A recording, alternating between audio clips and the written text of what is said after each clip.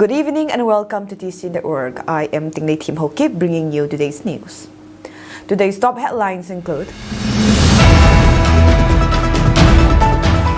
Kookie NP issues statement urging halt to CRPF deployment in Mongbong Village, Jiribam. Kookie joint operation in Churatanpur leads to arrest of 2 individuals in alleged arms deal. ED files charge sheet against 2 cadres of banned UNLF in PMLA case. BJP files FIR against Congress leader over social media posts.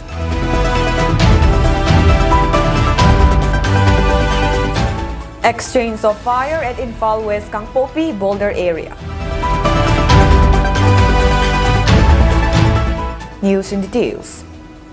The Kookie NP of Jiribam, Tamenglong and Nonay has issued a strong statement urging authorities to hold the planned deployment of CRPF personnel at an unfinished building in Mongbong Village.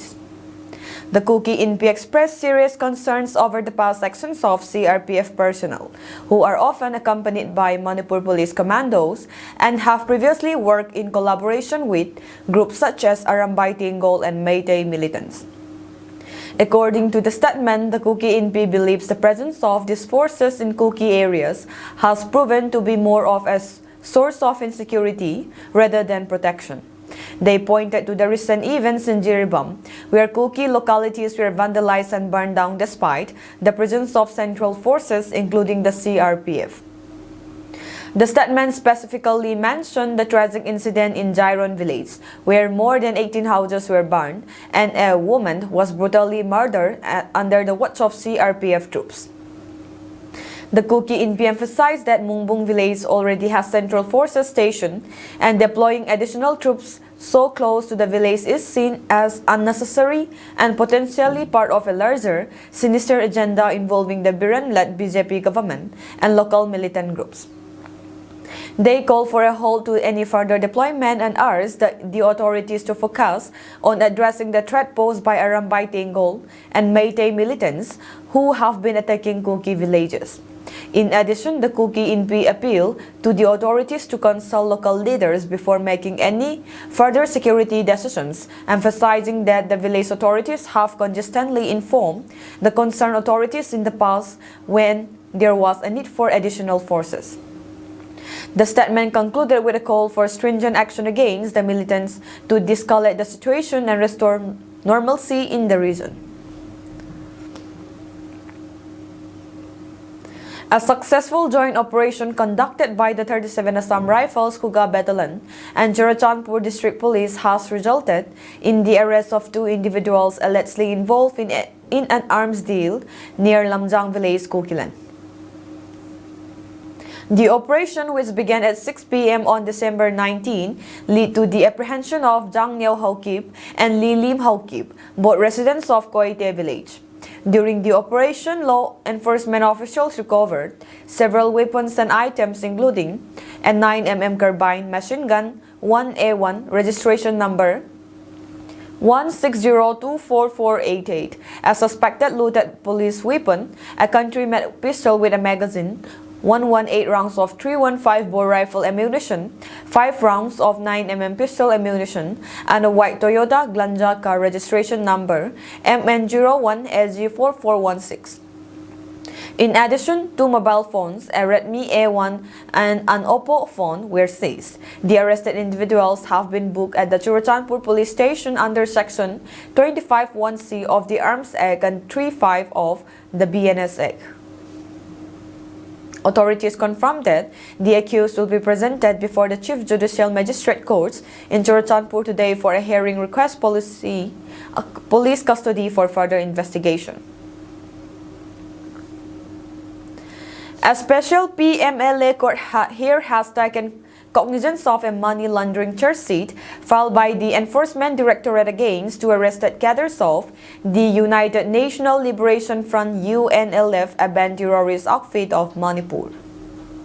The prosecution complaint charge sheet was filed on December 12 against Tokchom Gainesor Elias Toiba or Sida Bamapu, and Laimayum Anand Sharma Elias Ingba, the federal agency said in a statement. A Special Prevention of Money Laundering Act PMLA Court in Delhi took cognizance of this charge sheet on Wednesday, it said. The two persons were arrested by the ED on October 16 and they are in judicial custody at present. The UNLF was established in 1964 with the aim of making Manipur independent from India. The terror outfit also has an armed wing called Manipur People's Army (MPA). It was banned by the Union government in 2004. Guy Nasur, as per the ED, is a self-styled Chief of Army Staff and Secretary, External and Regional Affairs Department of the outfit. Sharma is a self-styled intelligence officer of UNLF. The money laundering case stems from a July 2023 FIR and two charge sheets filed by the National Investigation Agency (NIA) this year in a case related to a transnational conspiracy hatched by Myanmar-based leadership of terror outfits active in the northeastern states to exploit the ethnic unrest in Manipur, to wage war against the government of India, and execute terrorist attacks, thereby exacerbating the security situation in Manipur. The probe found that huge funds were raised and collected by UNLF cadres from general public and business persons from Manipur by threatening them, by way of unauthorized collection and extortion of toll taxes at various national highways, etc. Cadres of UNLF also carried illegal weapons while making such demands to threaten the general public. The funds raised through collection or extortion were collected in cash to escape the scrutiny of law enforcement authorities, the ED said. The funds were raised by UNLF as part of a larger conspiracy and were utilized in a planned manner on recruitment and training of UNLF cadres, acquisition of illegal arms and ammunition, arranging logistics and maintenance of the organization and its camps, as well as individual expenses of the cadres, it said. The agency said analysis of digital devices seized from the two cadres stated that they were actively involved in raising of funds, preparation of budget, and acquisition of illegal arms. Two separate police cases have been filed against Manipur Congress leader Lamtin Tang and an ex-user for allegedly inciting communities to escalate the conflict and promoting feelings of enmity between the Meitei community and the Kookie tribes, among other allegations. The two had posted on X that the Kookie tribe's harvest festival Koot has been removed from Manipur's gazetted holiday list for 2025. Two first information reports, FIRs, filed by Manipur BJP General Secretary K. Sarat Kumar Singh said. The other FIR has been filed against an ex-user by the name Henari L. Singh. In the FIR alleged Henari L intentionally manipulated the original one by deleting the list of some holidays including Koot Festival, giving false information to the general public. The ex-user posted that this continued operation makes it clear that separate administration is the only sole solution, Singh said in the FIR. In both the FIR, Mr. Singh said the viral post by the Congress leader and Henari L advocated an insight to create more chaos, escalate violence, and make the situation unmanageable in order to meet their demands. The list of general holidays for 2025 in the Manipur Gazette shows Koot festivals as falling on November 1, 2025, Singh said in the FIR. Koot Festival appears on serial number 28 in the 30-day list of general holidays, Mr. Singh said. The list of public holidays for 2025 has 23 days. Koot Festival, along with others such as Mera Hauchongba and Nupi Lan Anniversary, are not in the public holiday list for 2025. Koot Festival, however, appears in the public holiday list in Manipur Gazette for 2024. Manipur's gazetted holidays list mentions three annexures: general holidays, restricted holidays, and public holidays. General holidays are meant for government offices, while public holidays are meant for institutions covered by the Negotiable Instrument Act such as banks. Haukip has not given a statement on the matter yet. The Kookie tribes and the Meiteis have been fighting since May 2023 over a range of issues such as land rights and political representation. While the general category, Meiteis want to be included under the Scheduled Tribes category, the Kookies, who share ethnic ties with people in neighboring Myanmar's Chin State and Mizoram, want a separate administration carved out of Manipur, citing discrimination and unequal share of resources and power with the Meiteis. The Kizo Council KJC has issued a formal statement responding to recent allegations questioning its authenticity and existence. A press release from the Directorate of Information and Public Relations (DIPR) dated December 18, 2024, which circulated widely on social media and was later picked up by mainstream media, has challenged the legitimacy of the KJC, denouncing its activities. Initially, the KJC regarded the DIPR press release as fake due to its lack of signatory and the absence of an official designation. However, with the press release now being carried by major media outlets, the Council has found it necessary to address the issue publicly. Founded on October 11, 2024, in Lanka after extensive deliberations, the KJC officially began its operation as a governing body for Kizo Cognate tribes. Its first general body meeting was held on December 8, 2024 at S. Molnom Village, Sadar Hills, Kangpopi. The council was formed as a political platform to represent the shared interests of the Kizo community and to advocate for their collective well-being and progress. The Kizo Council is composed of all tribes presidents, 3 additional members of the governing council, and 3 representatives from district frontal organizations. A cabinet, nominated by constituent members, handles the day-to-day management of the councils. This structure is designed to ensure that the KJC remains inclusive. And serve as the sole authoritative body for the Kizo civil society. The KJC also criticized the investigation by the Meitei-led Manipur government, which concluded that the KJC does not exist in the state. The council argued that the government's statement was biased and flawed, asserting that the location of Lamka as the headquarters of the KJC is not in question, especially given that other regions in Manipur have been renamed without objection. Further, the Kizo Council condemned the actions of Chief Minister N. Biren Singh's government for what it called a dictatorial stance aimed at suppressing the Kizo people's voice. The council expressed concern that the state government was attempting to control the media by labeling KJC press release as unauthorized and urging national and local outlets to disregard them. The KJC described this as an attempt to undermine democratic principles and suppress dissent, particularly by challenging the role of the media as the fourth pillar of democracy. In a final statement, KJC Secretary Information Kaihohau Gangte urged both local and national media to resist attempts to delegitimize the KJC and to uphold the democratic values of free expression. 2 separate police cases have been filed against Monipur Congress leader Lamtin Tang and another person for social media posts allegedly aimed at promoting hatred among communities, officials said Friday. An FIR was filed following 2 written complaints at Imphal Police Station by BJP General Secretary K. Sarat Kumar Singh, they said. The social media post pertained to the annual Harvest Festival Tevangkut of the Kookie community.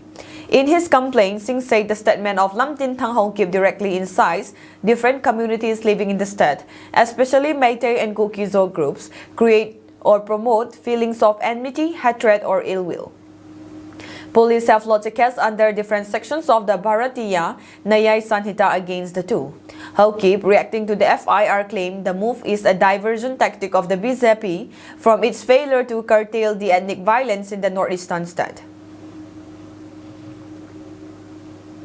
In a major crackdown on illegal activities, Manipur police and security forces carried out 2 separate operations leading to the arrest of 3 individuals linked to militant groups and the recovery of weapons, ammunition, and vehicles. In the first operation, Manipur police apprehended a 29-year-old active member of the proscribed Kanglei Pak Communist Party People's War Group (KCP-PWZ), identified as Tula Ranjan Ingudam Meitei, from North AOC near Jomi Villa Gate in Imphal West. The accused was reportedly involved in extortion activities targeting the general public and local businesses.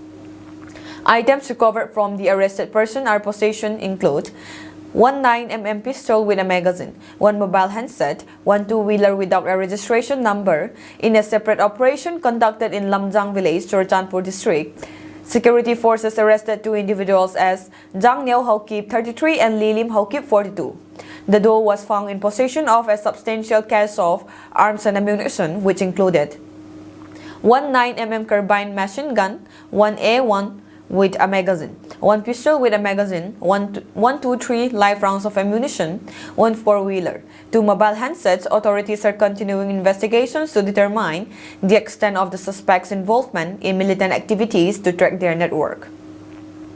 These operations highlight the ongoing efforts by law enforcement agencies to curb insurgent activities in the region. High Court of Manipur has directed the 4-member inquiry committee formed in connection with the disappearance of 56-year-old Laisram Kamal Babu Singh to file further report on the case once in every 2 weeks.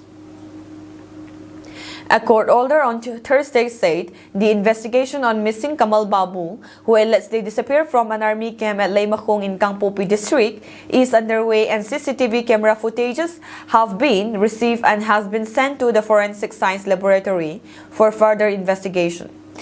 Schematic map of the area in question has been received from the authority, and Army authority are requested to indicate the location of the CCTV to the Kangpopi District Superintendent of Police by December 21, it said. Kamal Babu, a native of Assam's Kachar district who lived in Hurkrul in Imphal West and was a work supervision for a contractor working with the Military Engineering Services in Laimachong Military Station of the 57 Mountain Division, went missing from the army camp on November 25. The court earlier this month had called for setting up a committee comprising of the District Magistrate Kangpopi District, Superintendent of Police Kangpopi, Superintendent of Police Imphal West, and Commanding Officer of the 57 Mountain Division, and to submit a detailed report on the case.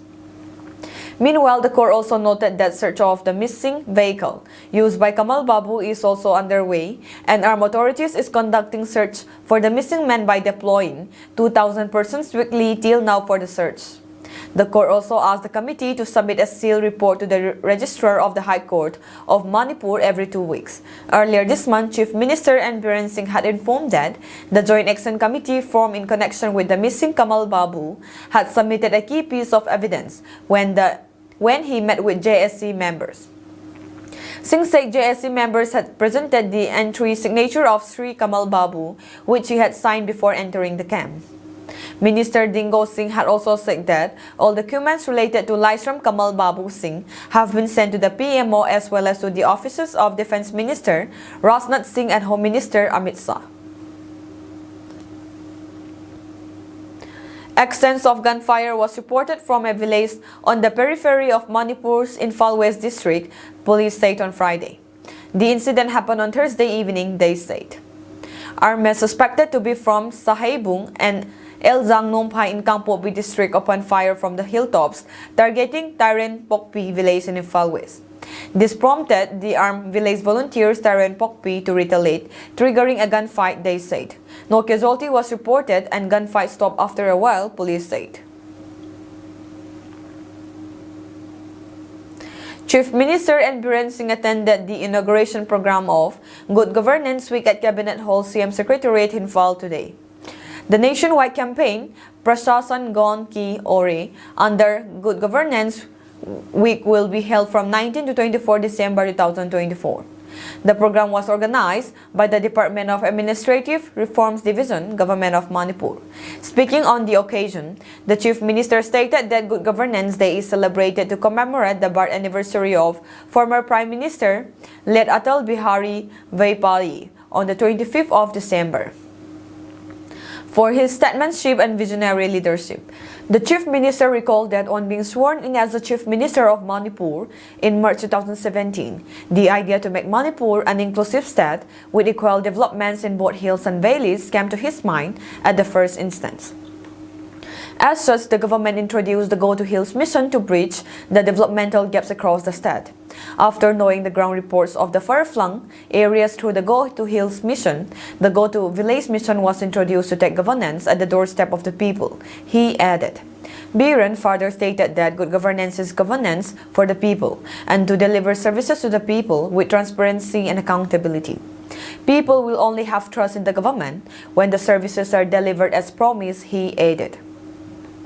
The Chief Minister stated that the situation in the state has been improving and praised the Deputy Commissioners, especially those posted in the hill districts, for performing their duties sincerely during this difficult time. He also mentioned that the bureaucrats are the backbone to deliver good governance for the people and appealed to the officers performing duties in the hill districts not to compromise on key issues and work in the larger interests of the nation. The government should entertain the grievances of the public and work hard to redress the same to gain the confidence and trust of the public, he added. Speaking on the various welfare schemes initiated by the government for the people, the Chief Minister also elaborated on details of schemes like the Chief Minister Gi Haksil Gi Thengbang, Chief Minister Health for Old, Widows Pension Scheme, CM Da Hai Si, etc. As a part of the new program, laptops were distributed to newly appointed civil service officers. A presentation on Good Governance Week was met by Joint Secretary, Administrative Reforms Division, A. Siva Das Sarma. The function was attended by the Cabinet Minister, MLAs, Chief Secretary of Manipur, Administrative Secretaries, and other officials of the state government, among others.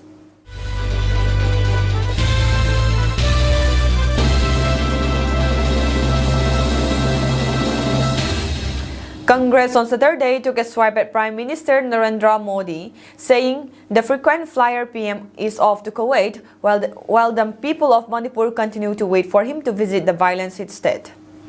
Modi embarked on a two-day visit to Kuwait on Saturday to boost ties in a range of areas including defense and trade.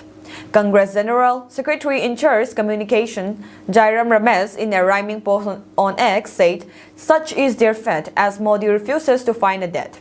The people of Manipur continue to wait while the frequent flyer PM is off to Kuwait." The Congress has repeatedly urged Modi to visit Manipur, stressing that it would help restore peace and normalcy in the strife-torn state. The ethnic violence in Manipur first broke out on May 3 last year after a tribal solidarity march in the hill districts of the state to protest against the majority Meitei community's demand for scheduled tribe status. Since then, more than 220 people belonging to Meitei and Kookie communities and security personnel have been killed in the violence. A private bus taking a family to a marriage ceremony from Pune to Mahat overturned in Tamhini Ghat on Friday morning, causing the death of at least 5 persons and leaving about 34 others injured. Police say the deceased persons include 3 women identified as Vandana Rakesh Sapkal, 35, Sangita Dhananjay Jada, 48, and Silpa Pradeep Pawar, 42. The 2 men who died in the incident are Gaurav Asok Dhahanawade, 32, and Ganesh Ingale, 25, who is the cleaner of the bus, police said. Somnath Garge, superintendent of Raigat District Police, said members and relatives of the Jadhav family from Lohegaon in Pune city were going to Biratwadi in Mahat in a private bus. Police suspect the bus driver lost control while taking a turn in Tamhini Ghat in Mangaon area around 9:30 a.m. The vehicle overturned on the side of the road in the Ghat section. After 5 persons died on the spot, after receiving information, a team of Mangaon police station on Raigat district police rushed to the spot. Cops took the victims to a hospital. While 5 persons were pronounced dead, about 34 others, including 6 children, were injured and admitted for treatment. Dr. Ambadas Diomani, civil surgeon, Raigat district, said the bodies of 5 victims in the accident were sent for post-mortem at the hospital.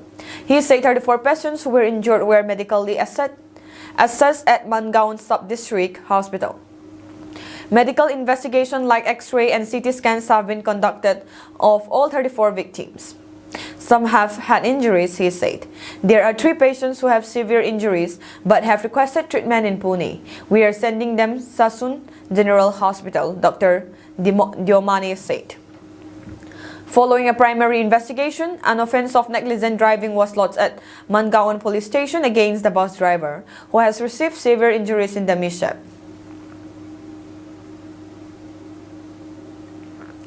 The body of 7-year-old Johan Pathan, who went missing after a ferry capsized off the Mumbai coast on Wednesday, was retrieved on Saturday, officials said. Navy and Coast Guard officials had been searching for the body since the accident, which took place after a Navy speedboat collided with the ferry. Johan was the last passenger to be traced since the tragedy that claimed the lives of 14 people, including Navy personnel. Officials said the search operation was challenging because the incident occurred during a full moon, causing strong sea currents. This led authorities to deploy helicopters for search operations initially, but since then the Navy and Coast Guard continued the search with 9 vessels working non-stop. The police had also roped in fishermen besides taking help from other agencies such as the Mumbai Port Trust to locate the missing boy. Johan was last seen in the arms of his mother, Sakina Pathan, who drowned in the accident. Residents of Mapusa in Goa, the Pathan family had arrived in Mumbai for work, which later turned into a brief vacation. They boarded the ferry from the Gateway of India on Wednesday and were headed towards Elephanta Cave when the accident occurred. The boat was reportedly overloaded, and Ashraf Pathan, Johan's father, recalled the lack of safety precautions. "We could see that the boat was overloaded. I was holding our 10-month-old baby and my wife Sakina was holding Johan. After the accident, my wife, I and other members were unable to find any life jackets," Ashraf had earlier told the Indian Express.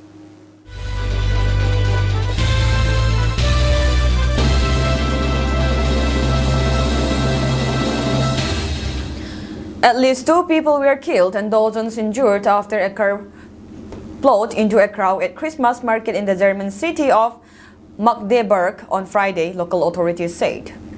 An adult and a toddler died in the attack, and the suspected driver has been arrested. The Prime Minister of Saxony-Anhalt, Rainer Haseloff, said in a televised statement. At least 68 people were injured, including 15 people with serious injuries, according to a statement posted on the city's Facebook page. Footage from social media verified by CNN shows the gruesome moment a black car drove directly into the crowd at the busy Christmas market. In the video, dozens of people are crowded at the market stalls when the vehicle plows directly into them. Some people can be seen running away in panic, while others dive into the stalls. Bodies and debris are scattered across the narrow lane as the car turns out of the plaza.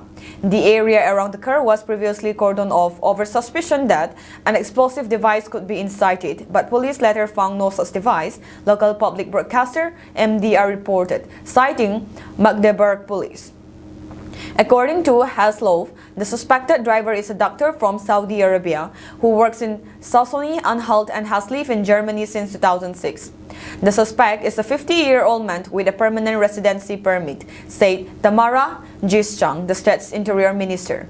He had rented the car used in the alleged attack, according to Haseloff, cited by MDR.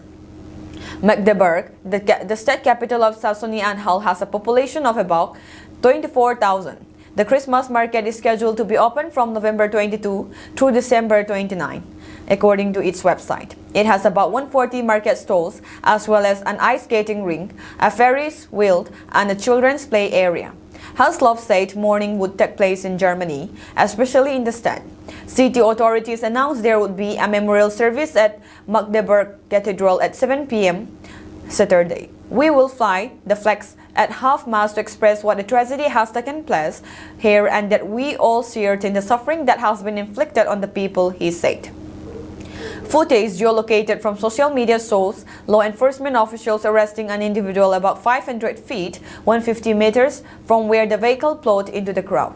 The video published by the AP News agency pans across a busy road to show a police officer aiming a handgun at the arrestee near a vehicle, which appears to be heavily damaged.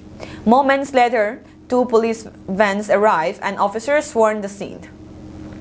A separate video also from AP, captured from across the street, shows officers handcuffing an individual lying prone beside the black SUV seconds later. CNN affiliate NTV reported on the same video, saying it captured the moment the suspect was arrested. CNN has not been able to confirm if this is the suspect in Friday's market attack. Just 2 days after the United States slapped sanctions on 4 Pakistani entities on charge of them contributing to Pakistan's ballistic missile program, the latter condemned the move, labeling them as discriminatory and warning of potential risk to regional peace and security. Pakistan's Ministry of Foreign Affairs issued a strong statement on Thursday, cautioning that the sanctions could have dangerous implications for the strategic stability of our region and beyond, as reported by Al Jazeera. The U.S. sanctions, which come in light of the continuing proliferation threat to Pakistan's long-range missile development, froze all U.S.-based assets belonging to targeted Pakistani businessmen and prohibited American entities from engaging in trade with them. According to the U.S. Department of State, one of the sanctioned organizations, the Islamabad-based National Development Complex (NDC), was involved in acquiring materials from Pakistan's long-range ballistic missile program, which includes the Shaheen series.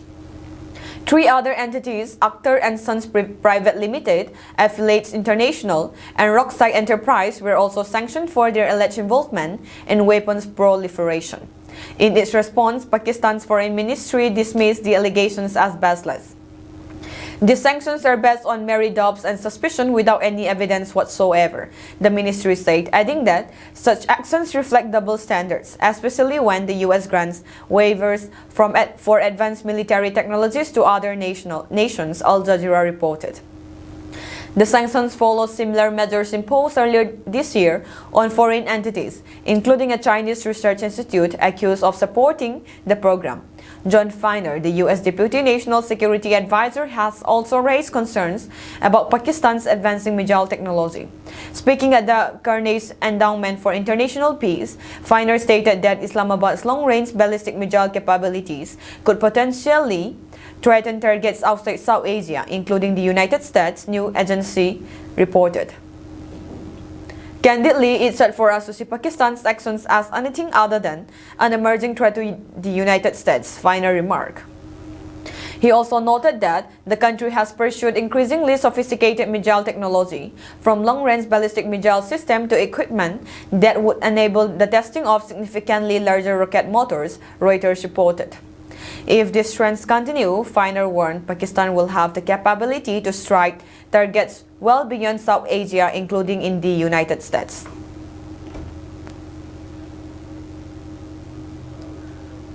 That is all for today's news, and have a pleasant evening ahead.